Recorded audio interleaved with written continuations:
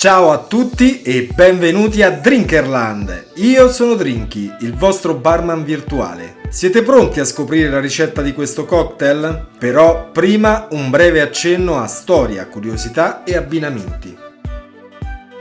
La caipirinha ha origine con la diffusione della canna da zucchero nel 1532 in Brasile da parte dei portoghesi. Con i suoi scarti si ricavava la garapa, un succo non fermentato usato anche come potente medicinale, che fermentato diventava la famosa cachaca, un distillato casalingo dei caipira, cioè dei contadini.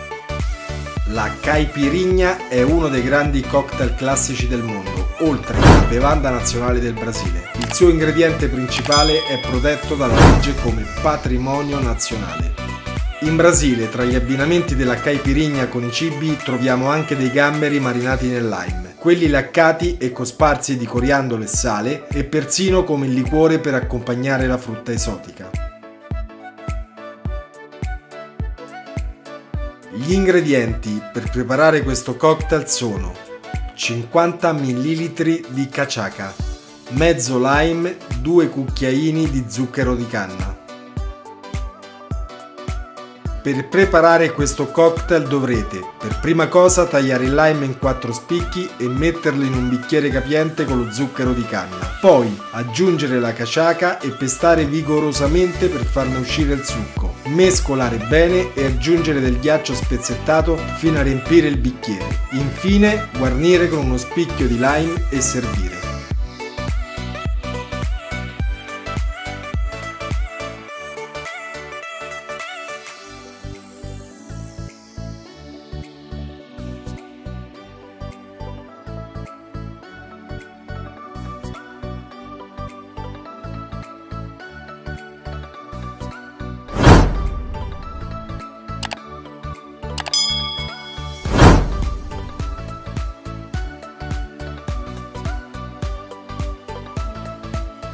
Il vostro cocktail è pronto.